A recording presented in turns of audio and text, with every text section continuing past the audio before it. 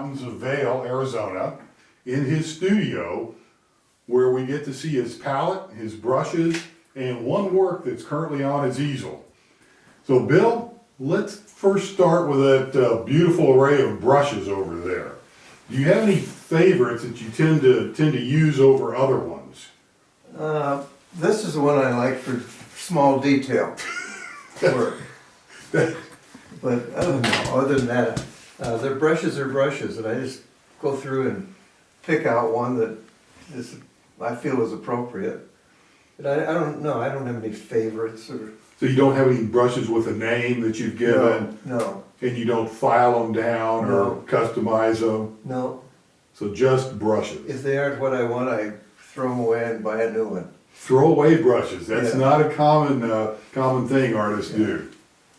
Well, I don't usually, except, well, some of these, as you can see, are getting a little worn down where I hardly put any paint on them anymore. So there'll come a time when that'll go to the cemetery. How old might some of these brushes be? Some of them are probably 30 years old, maybe. Take good care of them. Yeah, well, you know, one thing I have found, you've got to take good care of your brushes. You've got to, once you're finished with them, you've got to clean them and take soap and water and, you know, make sure, because otherwise they don't last long. They get stiff and then you're out of business. So Bill, this palette over here, is this one that you've had for a while? And This- is this your typical color selection? Yeah, I've had that for a long time. I scrape it off from time to time and then start over with some new colors. Let's take a look at the painting that's on your easel. It's a cowboy on a horse, I think penciled, and then it's got the brown wash on it. Is this typical how you would start a painting? Yeah, I usually I'll pencil it in or charcoal it in, and then I put a wash on top. I want to get something on there so that you know it doesn't scare you, because Okay. an empty canvas is very scary. This way, it's already ruined. I mean, I've already got stuff painted on it, and I usually go with a medium tone so that I kind of work both directions. So that tone will eventually show through in the finished painting. Some of it will, some of it won't. Some of it might be totally covered. But it allows me, when it's a medium tone, it allows me to go both directions quickly. Okay. And I paint a little lighter tone. It's lighter on here because I've already got this wash in the back, or darker, as the case with the black face or dark face. The dark face is just because I painted that face out. I wasn't happy with something. I don't remember what it was, so I'll redraw that in. Is this the same technique you use for your wildlife paintings as well? Yes. Yeah, pretty much. Okay. Yeah. Bill, as you're doing a painting, you talk about redrawing. How much redrawing happens through the process of a painting?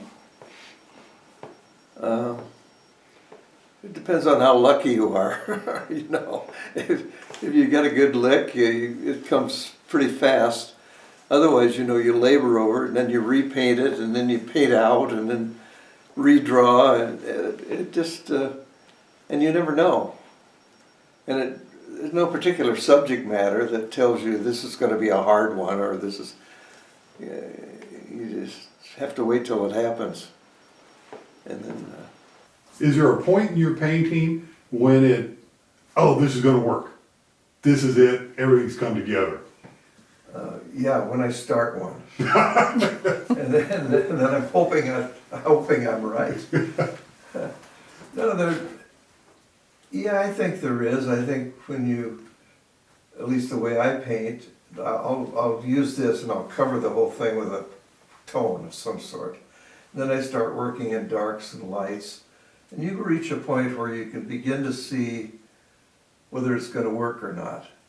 I can't tell you when that is because it varies.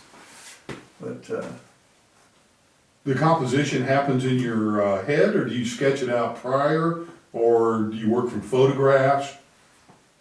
all three, you know, yeah, you definitely make some changes from when you started. You may see something that if you added that, it will improve it. If you took away this, it will improve it. And you never know until it happens. So it isn't a formula. It isn't, you know, A, B, C, D. That paint by numbers is that. You fill in the little colors. This isn't, it's trial and error. And inspiration and insight, Yeah, experience. Yeah, yeah. Well, you talk about experience. How can you elaborate on that experience? What changes as you get more experience? Maybe you can think back to when you were young. Well, at what point do you feel like you're experienced enough to be, say, a studio painting? You've done what it takes to plein air paint and things like that. Just see if there's something you can talk about that experience. Well, confidence, I think, as much as anything else. You have to reach a point where you're confident you know what you're doing. It's no different than driving a car. You know, it's kind of scary the first few times you drive a car. And so you take it slow and easy until you learn to shift gears, and you do the same thing in a painting. You don't just overnight paint a picture. You kind of sneak up on it. And when that happens, it happens quicker than other times. And you have no way of guessing that. And I those, don't, those anyway. experiences they build a library of experiences. Oh yes, yeah. Like anything, you know, the more you do it, the more comfortable you feel doing it. Doesn't matter what it is. Painting is no different. I'm a lot more comfortable painting a painting now than I was 30 years ago. And maybe I'm not as good, I don't know, but I feel more comfortable that I know what I'm doing. At least I know the process. And the outcome is, you know, flip of a coin.